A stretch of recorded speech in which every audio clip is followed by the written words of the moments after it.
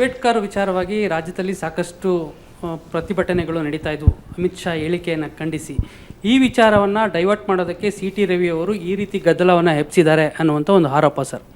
ಅಂದರೆ ಉದ್ದೇಶಪೂರ್ವಕವಾಗಿ ಇದೆಲ್ಲ ಆಯಿತು, ವಿಷಯ ಡೈವರ್ಟ್ ಮಾಡೋದಕ್ಕೆ ಜನರ ಒಂದೇನೆಂದರೆ ಯಾವುದೂ ರೆಕಾರ್ಡಲ್ಲಿ ಇಲ್ಲದೆ ಇರೋದನ್ನು ಅವರೇ ಯಾಕೆ ನೀವು ಈಗ ನಿಮಗೆ ಯಾವುದೂ ರೆಕಾರ್ಡಲ್ಲಿ ಇಲ್ಲದೆ ಇರೋದು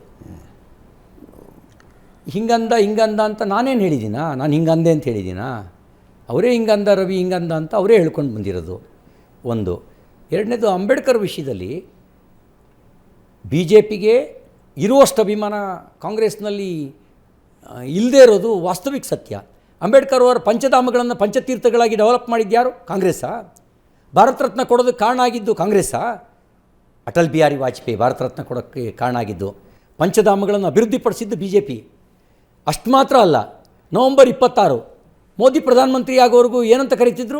ಲಾಡೆ ಅಂತ ಕರಿತಾಯಿದ್ರು. ಸಂವಿಧಾನ ಗೌರವ ದಿವಸ ಅಂತ ಕರೆಯೋಕ್ಕೆ ಪ್ರಾರಂಭ ಮಾಡಿದ್ಯಾರು? BJP ಸರ್ಕಾರ.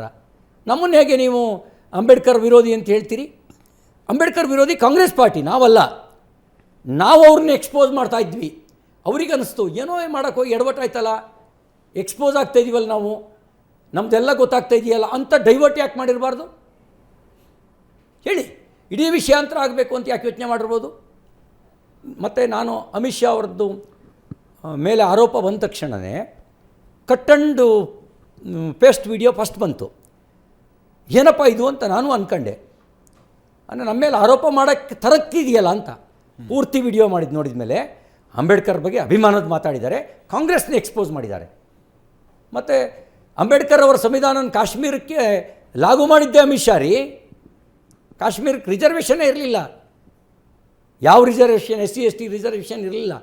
ಯಾವಾಗ ಆರ್ಟಿಕಲ್ 370 ತೆಗೆದ್ವೋ ಆಮೇಲೆ ರಿಸರ್ವೇಷನ್ ಬಂತು. ಆರ್ಟಿಕಲ್ 370 ತೆಗೆಯೋದಕ್ಕೆ ಒಬ್ಬ ಪ್ರಮುಖವಾಗಿರುವ ವ್ಯಕ್ತಿನೇ ಅಮಿತ್ ಶಾ. ಅಂಬೇಡ್ಕರ್ ಸಂವಿಧಾನ ದೇಶವ್ಯಾಪಿ ಆಯಿತು. ಹಾಗಿದ್ದಾಗ ನೀವು ಅಂಬೇಡ್ಕರ್ ವಿರೋಧಿ, ಸಂವಿಧಾನ ವಿರೋಧಿ ಅಂತ ಕಲ್ಪನೆ ಮಾಡಿಕೊಂಡ್ರೆ ಇನ್ನೇನು ಹೇಳಬೇಕು? ತಾನು ಕಳ್ಳ ಪರರ ನಂಬ ಅನ್ನುವಂಥ ಗಾದೆ ಮಾತು ಈ ವಿಷಯದಲ್ಲಿ ನಮ್ಮ ಮೇಲೆ ಅನುಮಾನ ಪಡೋರಿಗೆ ಅನ್ವಯ ಆಗುತ್ತೆ.